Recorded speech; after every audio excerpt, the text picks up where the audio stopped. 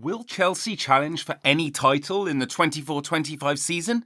When Chelsea played Manchester City in their first match of the 24-25 season, there were some positives, even though they lost the game 2-0.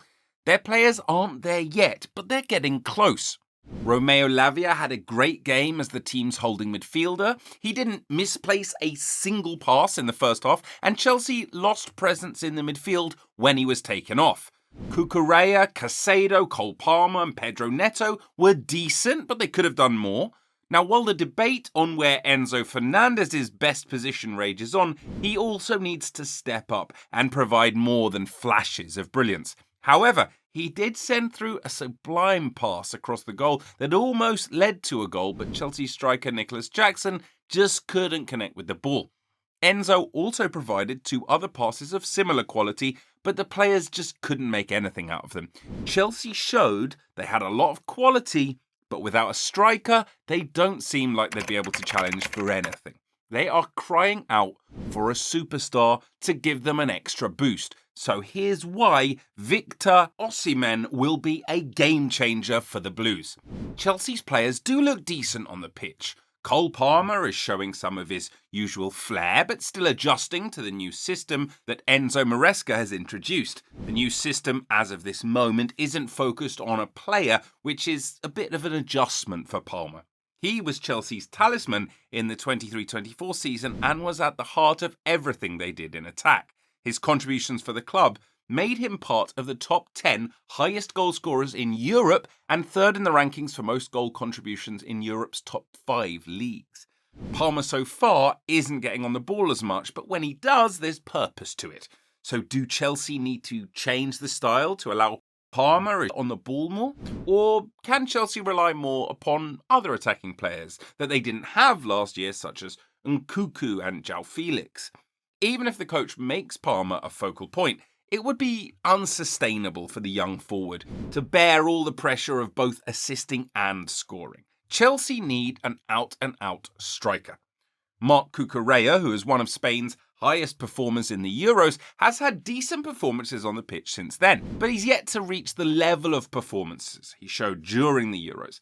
However, he did show understanding of the coach's tactics. Will he be back to that level? Or maybe was that just a purple patch?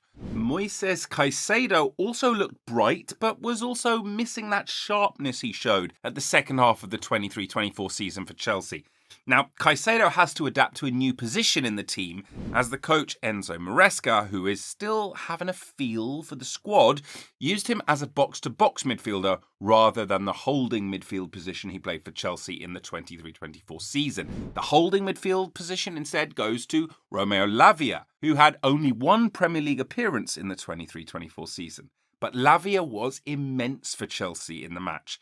He didn't misplace a single pass in the first half, and by the time he was substituted, he had only misplaced one pass and had even provided a key pass. So if Lavia can stay fit, he could also be a key player for Chelsea. Their players and coach are still getting used to each other. But as we said earlier in the script, Chelsea did enough to win. They completed 490 passes in the game. They had 254 passes in City's half, with an accuracy of 87%, which was more than City's 249 and 84.3% passing accuracy. Chelsea also had 144 passes with an accuracy of 83.3% in City's final third, which was more than City's 141 and 78%. Chelsea even had more key passes than City all told. Now, apart from their passes, Chelsea also had 10 shots, 3 of which were on target and 6 of which were in City's box. The individual brilliance of their players and the inspirational figure of Erling Haaland was the reason City won the opening game of the season. He was a constant threat to Chelsea defenders and was the subject of many tackles. With him on the pitch, City are a different team, and Chelsea don't have that kind of player in their ranks. True, they have Nkunku and Palmer, but the two are currently set up to play as wide players, which means the burden of scoring lies mostly on the striker Nicholas Jackson. Unfortunately, Jackson has resumed his misfiring for Chelsea. In the 23-24 season, Jackson missed 24 big chances and had a conversion rate of 22.58%. With how the Premier League clubs have strengthened their squad for the current season, having a wasteful striker will cost Chelsea. Chelsea have been flirting with the idea of signing Victor Osimhen since the 24-25 transfer window. Rumours about Chelsea's decision to sign the forward began to gain steam when Napoli declared interest in out-of-favour Chelsea striker Romelu Lukaku. Napoli are getting closer to signing Lukaku, and in the next few days, Chelsea could soon get Osimhen as part of a swap deal, or if not, by just using some of the funds gained from selling Lukaku. If Chelsea manage to do that, they immediately will become a threat in the league. He will be an inspirational figure for the Blues, much like legend Didier Drogba was, and he fits the philosophy of Chelsea coach Enzo Maresca, at least going by how the coach used Jamie Vardy when he was at Leicester City. Victor Osimhen is the complete package. He has both the abilities of a traditional and modern striker. The 6'1" Nigerian is a team player, which is one of the defining traits that Maresca wants in a player, as we will dive into next. Osimhen is an incredibly strong player who's great at holding up play, and this will elevate the other members in that Chelsea squad. How will it do this? Let's explain.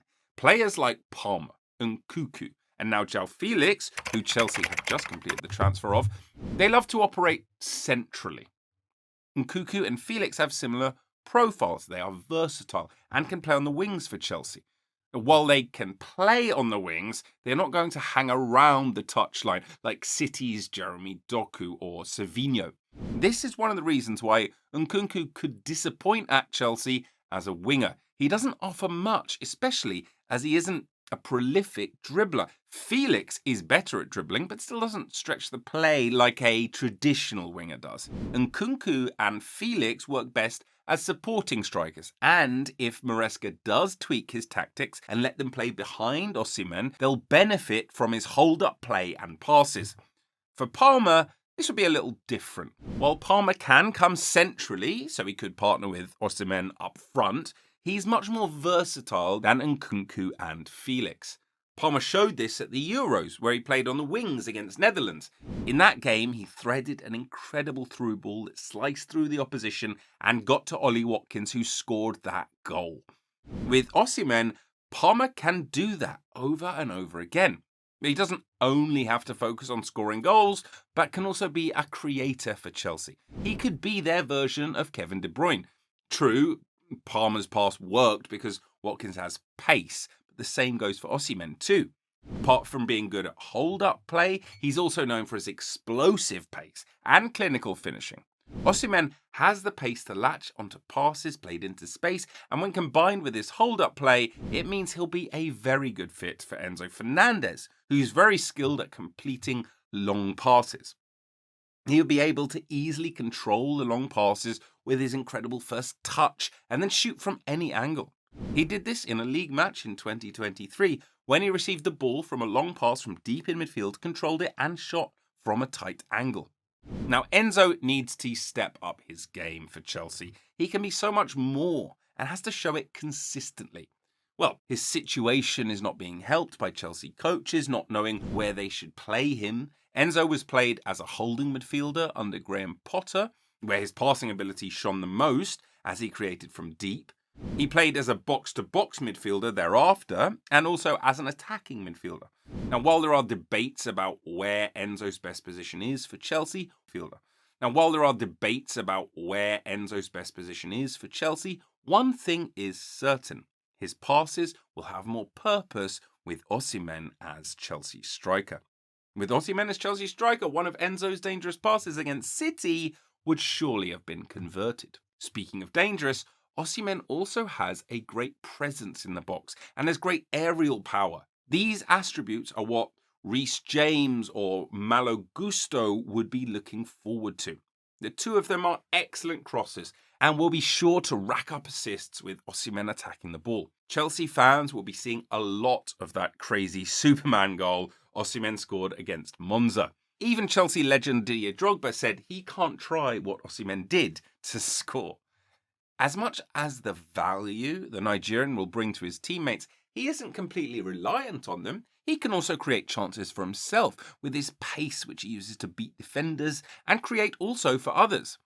That crazy assist he produced for Kvaratskhelia against Cagliari is an example of the lengths Osimhen would go to provide for his teammates. Chelsea are stacking an incredible side, and their manager seems to be ready to evolve to meet the need of his squad. However, for Chelsea to truly compete, they need Victor Osimhen for many reasons, not least to improve upon their current not-so-prolific striker, Nicholas Jackson. Will Chelsea eventually buy him? Or will they go this season with Jackson leading the line again?